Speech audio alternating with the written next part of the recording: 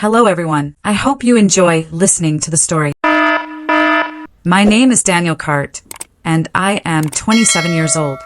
I signed the order that permanently banned my parents from every airline in the country 17 years ago. They left me alone at an international airport to see if I could figure life out. Today, I stood in a glass office above Terminal 3, watching two aging figures argue with a check-in agent who looked seconds away from calling security. The system had already flagged them. That was why my assistant knocked on the door and said, "Sir, we have a situation you might want to review." I did not need the screen to tell me who they were. Time had changed their faces, but not enough. I knew the way my mother pressed her lips when she felt entitled. I knew the sharp tilt of my father's chin when he thought he was right. They did not recognize me, but I knew exactly who they were. I walked closer to the monitor, my reflection faint against the footage. The agent kept apologizing, explaining that their boarding passes had been denied. My father raised his voice. My mother demanded a supervisor. I heard none of it clearly, but I did not need to. I had heard those tones before. Authority without consequence. Confidence without accountability. I pressed a button and the system pulled up their full profiles. Years of travel history. Violations. Complaints. And one buried note that most people would never notice. I noticed everything. I always had. "Are you sure about this?" my assistant asked quietly when I opened the authorization panel. I did not look at him. I had been sure for 17 years. My finger hovered for a moment, not because I hesitated, but because I understood the weight of what I was about to do. Permanent flight restriction. No appeals. No exceptions. A person erased from the sky. Some people think power is loud. They think it looks like shouting or threats. They are wrong. Real power is silent. It sits behind glass and waits. I confirmed the order. The system processed it in less than a second. Down below, nothing changed at first. Then the agent's screen updated. Her posture stiffened. She called someone. Within minutes, security began moving toward them. I leaned back slowly, letting the moment settle. 17 years collapsed into a single decision. They thought what they did was a lesson. They thought abandoning a 10-year-old in a foreign airport would teach independence, resilience, strength. Maybe it did, just not in the way they expected. It did not break me. It built something colder, something precise. If someone left you alone in a foreign airport at 10 years old, would you forgive them, or would you make sure they never traveled again? I remember the exact moment they decided to leave me. It did not feel dramatic at first. There was no shouting, no warning, no final goodbye that would make it easier to understand. We were standing near gate C-17, surrounded by the constant hum of rolling suitcases and distant boarding calls echoing through the terminal. My mother adjusted her scarf, glanced at my father, and then looked down at me with a smile that felt rehearsed. "Stay right here," she said. "We will be back in a few minutes." My father nodded, already distracted, already somewhere else in his mind. I believed them. Of course I did. I was 10 years old. You are supposed to believe your parents. That is the rule you grow up with, the invisible contract that says they will not leave you behind. At first, I did not even sit down. I stood there holding my small backpack, watching the crowd move around me like a river that never stopped flowing. 10 minutes passed, then 20. I checked the spot where they had disappeared, expecting them to reappear at any second with coffee or food or some explanation. An hour went by. The gate display changed flights. The crowd shifted. The people who had been around me left, replaced by strangers who did not even glance in my direction. That was when something inside me tightened. Not fear yet, not panic, just a quiet, growing awareness that something was wrong. I sat down eventually, choosing a chair near the charging stations because it felt like a place where people stayed longer. I wanted to blend in. I kept my eyes fixed on the walkway, scanning every face that passed by, convinced that I had simply missed them in the crowd. 2 hours turned into 3. My stomach started to ache, not just from hunger, but from the kind of tension a child cannot name. I tried calling my mother's phone. It went straight to voicemail. I tried my father's number. The same result. I told myself their batteries must have died. That was easier to believe than the alternative. As the hours stretched on, the airport began to change. The bright energy of the afternoon faded into a colder, quieter atmosphere. Lights seemed harsher. Announcements echoed louder in the emptier space. I watched a janitor slowly push a cart across the polished floor, the wheels squeaking in a rhythm that felt too steady, too indifferent. People around me moved with purpose, boarding flights, meeting loved ones, continuing their lives. I stayed in the same chair, shrinking into myself, trying to take up as little space as possible. Do you know what it feels like to realize you were not forgotten, you were abandoned? It does not hit all at once. It seeps in, layer by layer, until the truth is impossible to ignore. At some point, an airport security officer approached me. He crouched slightly, lowering himself to my level, his voice calm but firm. "Where are your parents?" he asked. I felt my throat tighten, but I forced out the answer I had been repeating in my head.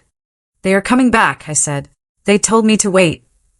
He studied my face for a moment, as if trying to decide whether to believe me or not. Then he nodded slowly and told me to stay where I was. He walked away, but I could feel his eyes on me from a distance. I understood something then. If I admitted the truth, everything would change. Police, reports, questions I could not answer. So I held on to the lie, because the lie gave me control. Night fell without ceremony. One moment, the terminal was dim. The next, it was quiet enough to hear individual footsteps echo across the floor.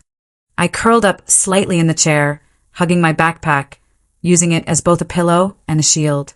I do not remember falling asleep, only waking up with a stiff neck and a deeper emptiness in my chest. They were still not there. No messages, no missed calls, nothing. Hunger gnawed at me, sharper now. And I counted the coins in my pocket before buying the cheapest thing I could find from a vending machine. It tasted like cardboard, but it kept me going. By the second day, the illusion had fully broken. I stopped looking for them in every passing face. I stopped expecting footsteps that would never come. The airport was no longer a place of waiting. It was a place I had to survive. A woman who worked at a nearby kiosk noticed me lingering and asked if I was okay. I nodded, always nodding, always pretending. She offered me a bottle of water anyway. I took it with both hands, whispering a thank you that barely made a sound. Small kindnesses felt dangerous, like they might expose the truth I was trying so hard to contain. Late that afternoon, the same security officer returned, this time with another staff member, a woman in a uniform who spoke gently but asked direct questions. I answered carefully, sticking to the same story, repeating the same line. "They will come back." The woman exchanged a glance with the officer, then crouched down in front of me. "What if they do not?" she asked softly. That question landed heavier than anything else. I did not answer. I could not. Because if I said it out loud, it would become real. They gave me a choice that day, not in so many words, but in the way they handled me. They could take me into the system, turn me into a case file, a problem to be processed. Or they could let me stay a little longer, give me time to decide what I wanted to do next. I chose silence. I chose to stay. I chose not to be found. That was the moment everything shifted. I stopped being the child who was waiting to be rescued. I became the one who understood that no one was coming. And once you understand that, something inside you changes permanently. I stopped being their child that day. I became something else. 17 years is a long time to disappear, but it is also a long time to build something no one sees coming. I did not leave that airport with a grand plan or some dramatic promise whispered into the night. I left with nothing but a quiet decision. If no one was coming to save me, then I would make sure I never needed saving again. The woman from airport staff helped me contact a temporary shelter, but I refused to give them my parents' names. I refused to be sent back. That was the first time I chose control over comfort, and it would not be the last. Life after that was not a clean story. It was not a straight path. It was a series of small, deliberate steps that slowly added up to something bigger than survival. I learned quickly that systems run the world, not people. Airports taught me that every movement, every decision, every clearance, all controlled by invisible layers most passengers never think about. While other kids focused on fitting in, I focused on understanding how things worked. I took part-time jobs as soon as I was old enough, starting with cleaning crews and baggage handling. Anything that kept me inside the environment that had once abandoned me. I watched everything. I listened more than I spoke. People underestimate how much you can learn when you are invisible. They talk freely. They make mistakes. They reveal patterns. And I remembered every single one. By the time I turned 18, I knew I did not want to leave the aviation world. Not because I loved planes, but because I understood power lived there. Movement is control. Access is control. If you can decide who moves and who stays grounded, you hold something most people never even realize exists. I enrolled in a public university, studying aviation management and regulatory law, working nights to pay for everything myself. I did not stand out. I did not need to. I was not there to impress anyone. I was there to position myself. My first real job was as ground staff at a regional airport. Low pay, long hours, constant pressure. I welcomed it. It gave me access. I learned how check-in systems flagged passengers, how security protocols escalated issues, how decisions moved up the chain. I saw where authority actually lived. It was not always with the loudest person in the room. It was with the one who could say yes or no at the right moment. I kept moving promotion by promotion, never drawing attention to my past, never sharing more than necessary. Compliance officer came next, then regulatory analyst. And eventually I stepped into a role most people only reach after decades. Aviation security director. The title did not matter to me. The access did. People think power is money. They are wrong. Power is access. Power is knowing the right system to use at the exact moment it matters. By then, I had full authority over enforcement decisions tied to passenger risk, violations, and travel restrictions. The no-fly list was not something I created, but it was something I controlled within my jurisdiction. Every addition required justification, documentation, and approval. It was not personal. It was supposed to be objective. That was what made it powerful. No one questions a system when it appears neutral. I never actively searched for them. That is the part most people misunderstand. I did not spend years hunting my parents down or waiting for revenge. I built a life that did not require their existence. But memory does not disappear just because you refuse to feed it. It waits quietly. It sharpens over time. There were moments, small and unexpected, when something would trigger it. A child crying at a gate. A family arguing over luggage. A delayed flight announcement that made someone panic. Each time, I felt that old sensation rise for just a second, then fade. Not pain anymore. Something colder. Something precise. The system logs everything. That is the nature of modern travel. Names, identification numbers, travel histories, behavioral flags. People leave trails without realizing it. I understood those trails better than most. Still, I never crossed the line into searching for them. Not because I could not, but because I did not need to. I believed something simple. The system always finds everyone eventually. No one moves forever without intersecting with it again. Airports are crossroads. Sooner or later, every path circles back.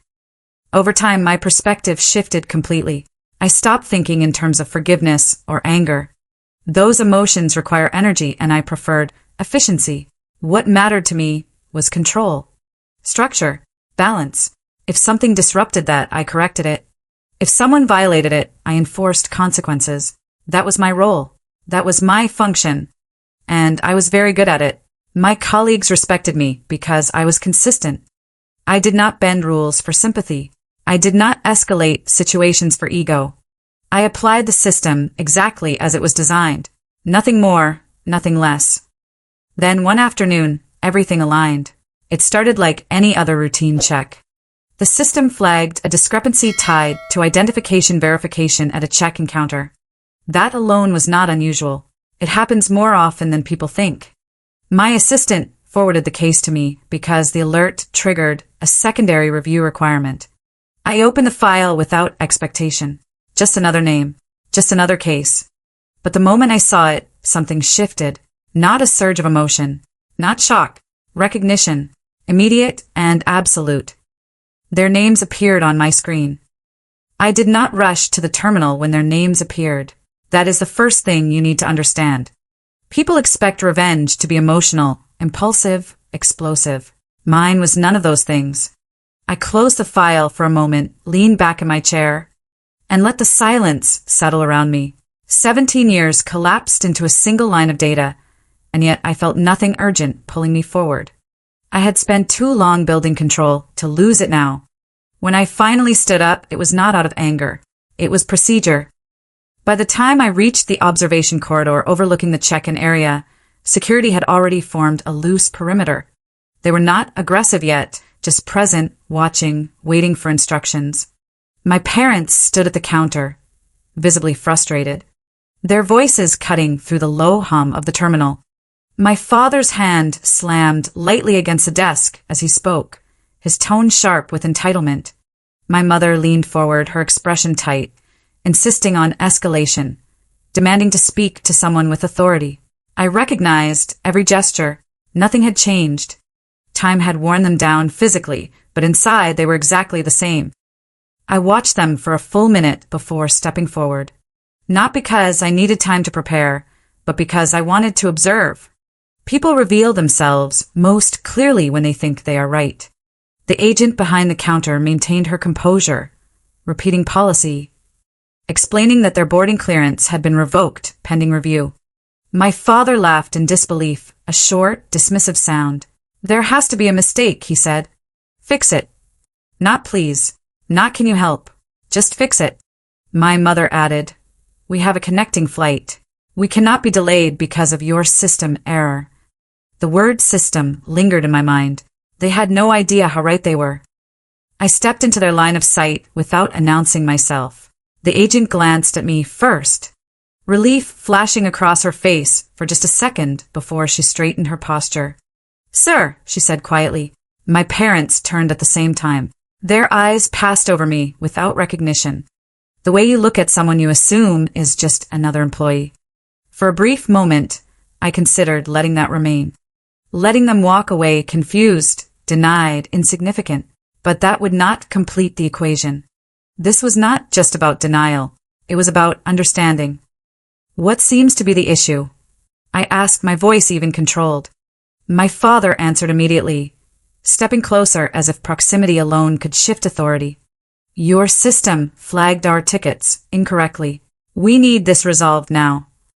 My mother nodded in agreement, her gaze scanning my uniform, trying to assess my rank, my usefulness. I held her stare for a second longer than necessary. Still nothing. No recognition. Just calculation. I had become invisible to them in a completely different way.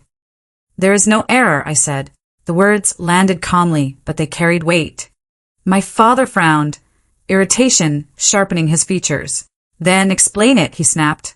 "Why are we being denied boarding?" I turned slightly, gesturing toward the nearby screen where their status had been updated. "Your travel privileges have been revoked," I said, effective immediately. My mother's expression shifted first, confusion breaking through her confidence. "Revoked? That does not make any sense," she said. "We have done nothing wrong." That sentence almost made me smile. Almost.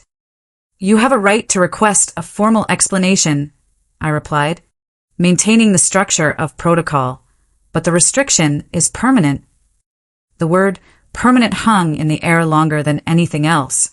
My father took a step forward, his voice rising. "You cannot do that," he said. "We are not criminals." I tilted my head slightly, studying him the same way I used to study system patterns.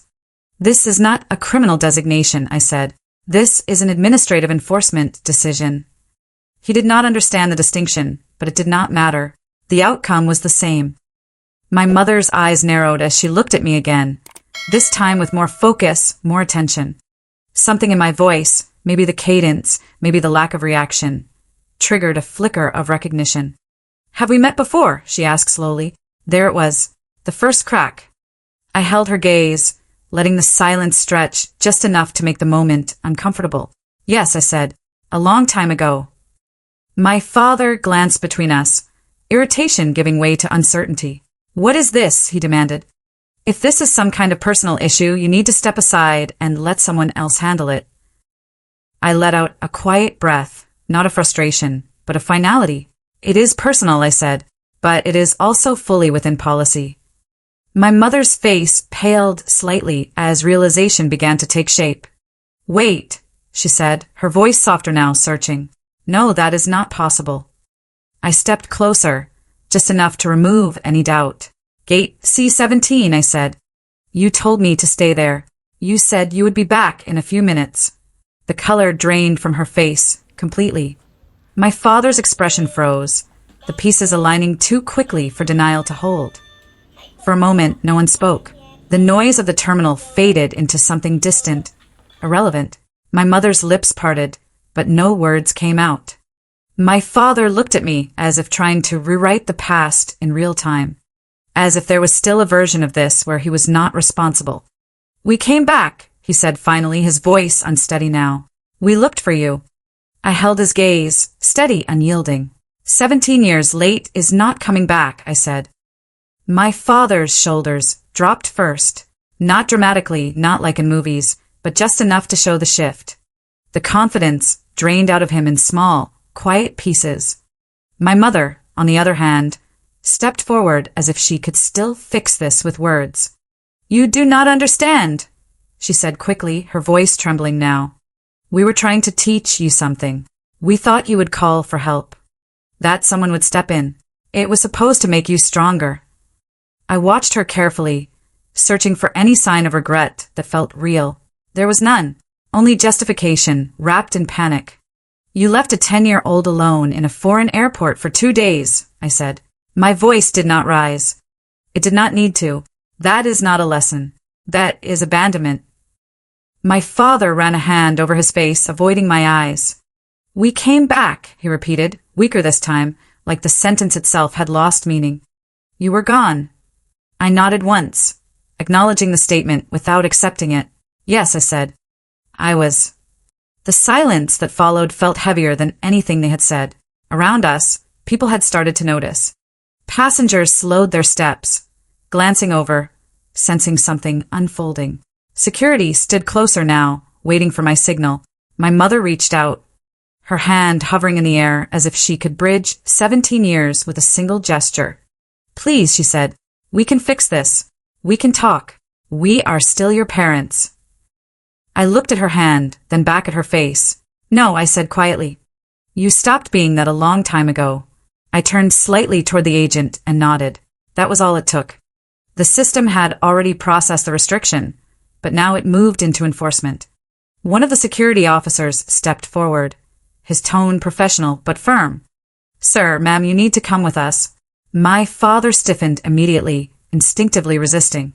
This is ridiculous, he snapped, though the force behind his words was gone. You cannot treat us like this. The officer did not react. He had heard it all before. This is not optional, he replied. My mother's composure broke completely then. Tears filled her eyes, her voice rising in desperation. You cannot do this to us, she said, looking directly at me. We are your family. I held her gaze, steady, unmoved. Family does not leave a child behind and call it a lesson, I said. This is not something I am doing to you. This is something you set in motion 17 years ago. The words landed exactly where they needed to. Not loud, not cruel, just final. Security guided them away slowly, not roughly, but with enough presence to make it clear there was no argument left to have. My father did not look back. My mother did, over and over, as if expecting something to change, as if waiting for me to call them back. I did not. I stood there until they disappeared, past the corridor, until the noise of the terminal swallowed them completely. Then I turned and walked back toward the glass office above the terminal, the same place where this had begun. Everything looked the same as before. Planes arriving, planes departing, thousands of people moving through their own stories, their own destinations. I sat down, opened the system again, and moved on to the next case. That is the thing about control. It does not pause for reflection. It continues. But for a brief moment, I allowed myself to look at the departure board. Rows of cities lighting up in sequence. Everyone was going somewhere. Not everyone was allowed to come back. So tell me, if you were me, would you have let them board that plane? I do not know if what I did counts as justice or something colder. Maybe both. What I do know is this. Some choices do not end when the moment passes. They echo. They wait. And one day, they come back in a form no one expects. I was just a child sitting alone under fluorescent lights, believing someone would return. They never did. So I became the kind of person who does not wait anymore. The kind who decides who moves forward and who stays behind. Life has a way of balancing things out, just not always in the way people hope. If this story made you feel something, take a second to like the video and subscribe for more stories like this. And I want to hear your thoughts. Was I too harsh? Or was this exactly what they deserved? Tell me in the comments.